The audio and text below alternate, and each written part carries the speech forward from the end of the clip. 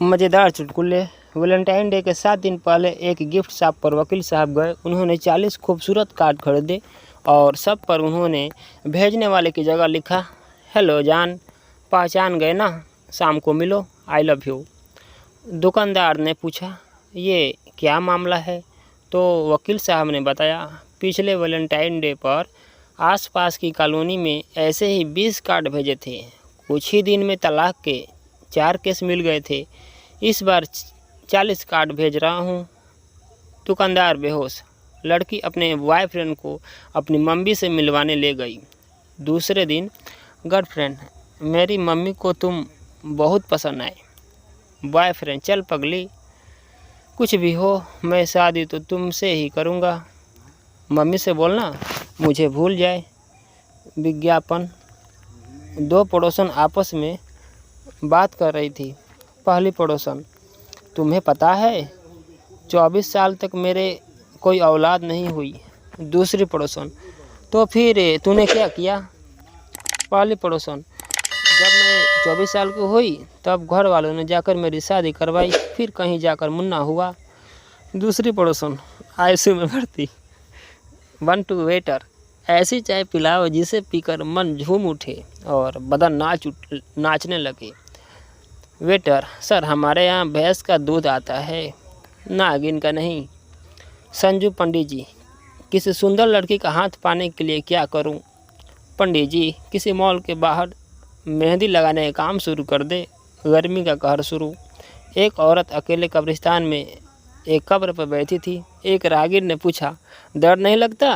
औरत, क्यों, इसमें दर्द नहीं, क्या बात है? अंदर गर्मी लग रही थी तो बाहर आ गई। राहगीर अब कोमा में है। शहरी लड़की की शादी गांव में हुई। बहू जींस पहनकर बाजार को निकली तो सास बोली, क्या ज़माना है?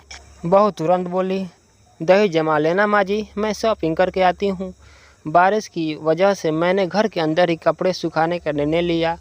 बालकनी में मेरे हाथ में रस्सी देखकर पड़ोसन ने चिल्लाकर कहा, नहीं, कोई गलत कदम मत उठाना। मैं सोचकर जवाब देती हूँ, पत्नी, यह कौन सा कानून है कि तुम्हें मैं ही खाना पका कर दूँ?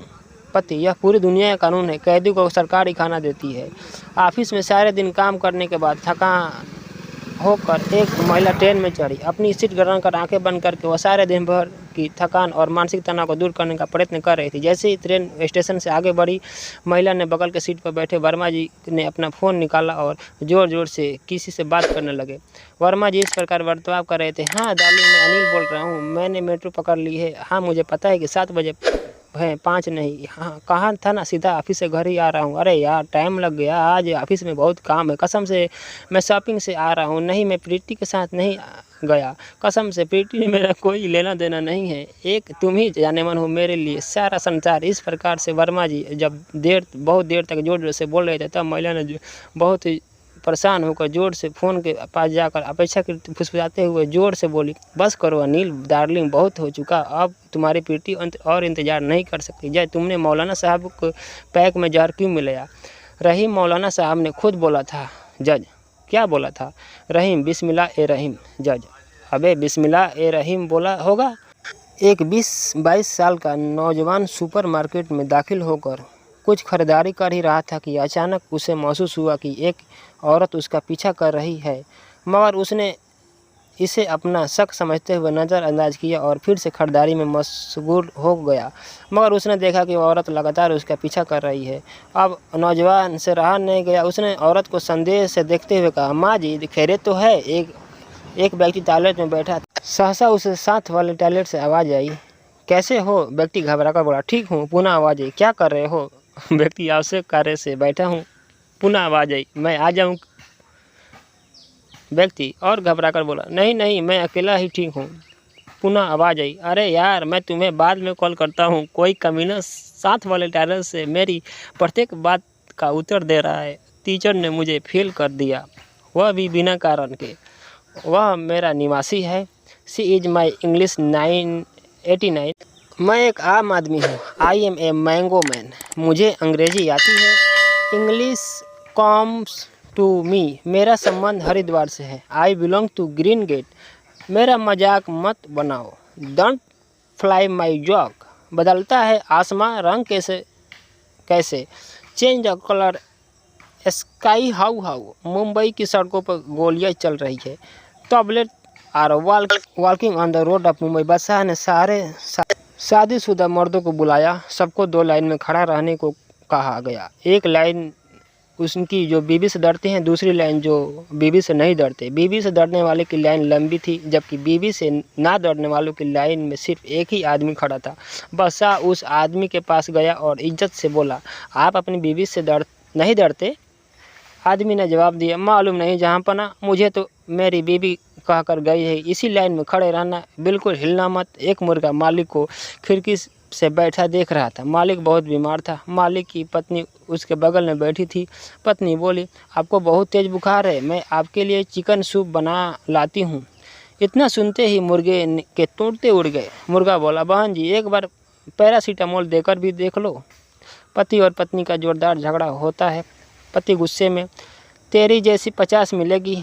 पत्नी हंस के, अभी भी मेरी जैसी ही चाहिए। लड़की वाले बेटी के लिए लड़का देखने गए। लड़की वाले, कितना कमा लेते हो? लड़का, इस महीने 2 करोड़ कमाया। लड़की वाले, फिर क्या हुआ?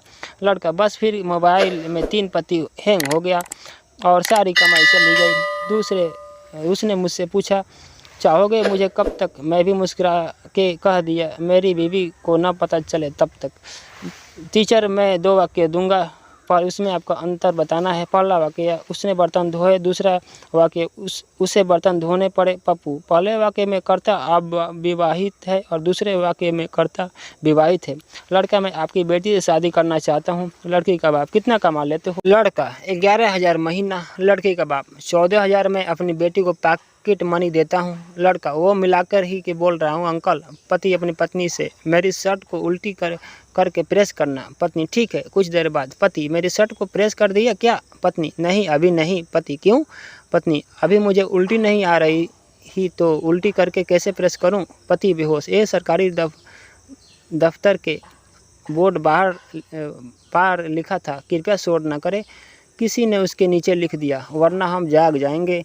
डॉक्टर ने आदमी से पूछा, क्या आपका और आपकी बीवी का खून एक ही है? आदमी ने कहा, क्यों नहीं, जरूर होगा। 50 साल से मेरा ही खून जो पी रही है। पति, अल्लाह ने तुम्हें 2 आंखें दी है, चावल से पत्थर नहीं निकाल सकती? पत्नी, अल्लाह ने तुम्हें 32 दांत दी है, 2-4 पत्थर नहीं चबा सकते? दोस्तों, ये आपको कहानी कैसी लगी आप कमेंट कर जरूर बताइएगा। अगर आपको अच्छी लगी हो लाइक से जरूर कीजिएगा। दोस्तों, फिर मिलेंगे एक नई वीडियो में एक नए टॉपिक के साथ। तब तक के लिए धन्यवाद, नमस्कार दोस्तों, थैंक यू दोस्तों।